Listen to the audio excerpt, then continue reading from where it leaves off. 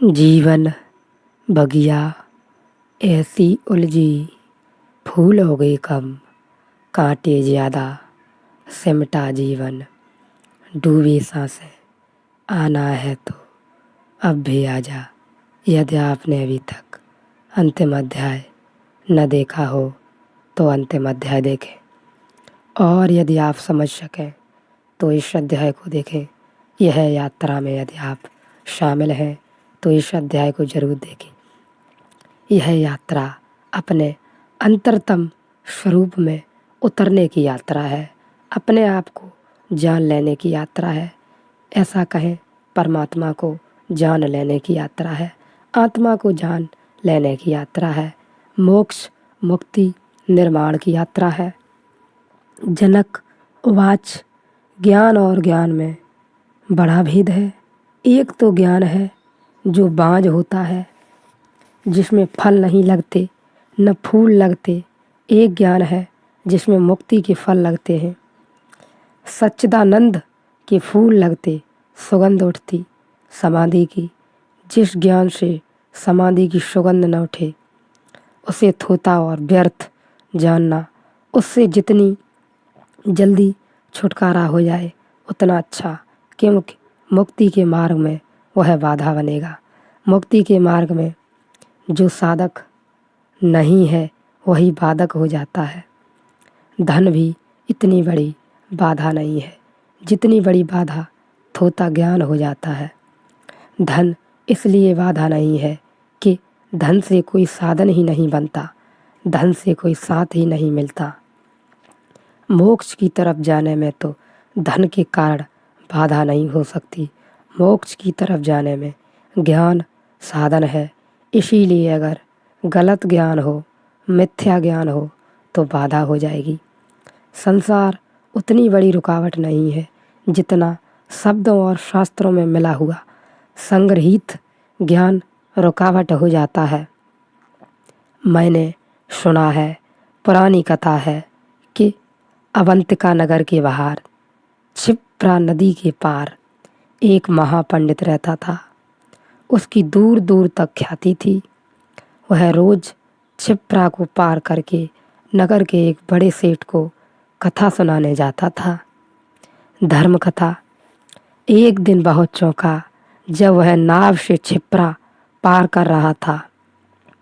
एक घड़ियाल ने सिर बाहर निकाला और कहा कि पंडित, जो मेरी भी उम्र हो गई, मुझे भी कुछ ज्ञान आते जाते दे दिया करें, और मुफ्त नहीं मांगता हूँ।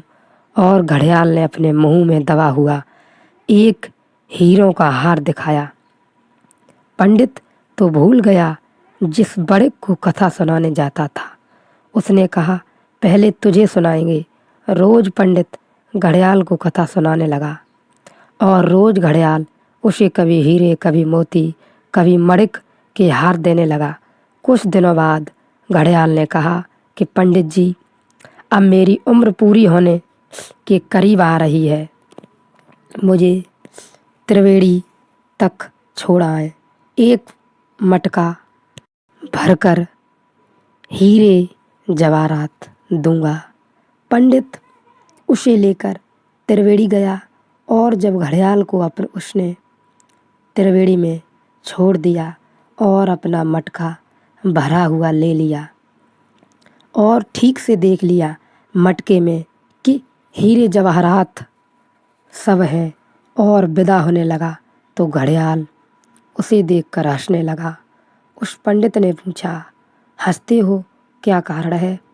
उसने कहा, मैं कुछ न कहूँगा, मनोहर नाम के धोबी के गधे से अवंतिका में पूछ लेना। पंडित को तो बहुत दुख हुआ, किसी और से पूछे, यही दुख का कारण। फिर भी वह मनोहर धोबी के गधे से पूछे, मगर घड़ियाल ने कहा, बुरा न मानना, गधा मेरा पुराना सत्संगी है। मनोहर कपड़े धोता रहता है, गधा नदी के किनारे खड़ा रहता है, बड़ा ज्ञानी है। सच पूछो तो उसी में मुझसे भी ज्ञान की किरण जगी। पंडित वापस लौटा, बड़ा उदास था। गधे से पूछे, लेकिन चैन मुश्किल हो गई, रात नींद न आए कि घड़ियाल हंसा तो हंसा क्यों, और गधे को क्यों राज मालूम है, फिर संभाल न सका अपने को। एक सीमा थी संभाला, फिर न संभाल सका। फिर एक दिन सुबह सुबह पहुंच गया और गधे से पूछा कि महाराज मुझे भी समझाएं, मामला क्या है। घड़ियाल हंसा तो हंसा क्यों, वह गधा भी हंसने लगा। उसने कहा, सुनो, पिछले जन्म में मैं एक सम्राट का वजीर था। सम्राट ने कहा कि इंतजाम करो, मेरी उम्र हो गई है, त्रिवेणी चलेंगे, संगम पर ही रहेंगे। फिर त्रिवेणी का वातावरण ऐसा भाया सम्राट को कि उसने कहा हम वापस न लौटेंगे, और मुझसे कहा कि तुम्हें रहना हो तो मेरे पास रह जाओ, और अगर वापस लौटना हो तो ये करोड़ मुद्राएं हैं सोने की, ले लो और वापस चले जाओ। मैंने करोड़ मुद्राएं स्वर्ण ले लीं और अवंतिका वापस आ गया। इसमें मैं गधा हुआ। इससे घड़ियाल हंसा। कहानी प्रीतकर है। बहुत हैं जिनका ज्ञान उन्हीं को मुक्त कर पाता है। बहुत हैं जिनके ज्ञान से उनके जीवन में कोई सुगंध नहीं आती। जानते हैं, जानते हुए भी जानने का कोई परिणाम नहीं है। शास्त्र से परिचित हैं, शब्दों के मालिक हैं, तर्क का श्रृंगार है। उनके पास विवाद में उन्हें हरा न सकोगे, लेकिन जीवन में वे हारते चले जाते हैं। उनका खुद का जाना हुआ उनके जीवन में किसी काम नहीं आता। जो ज्ञान मुक्ति न दे वह ज्ञान नहीं। ज्ञान की परिभाषा यही है जो मुक्त करे। जीसस ने कहा है, सत्य तुम्हें मुक्त करेगा, और अगर मुक्त न करे तो जानना कि सत्य नहीं है।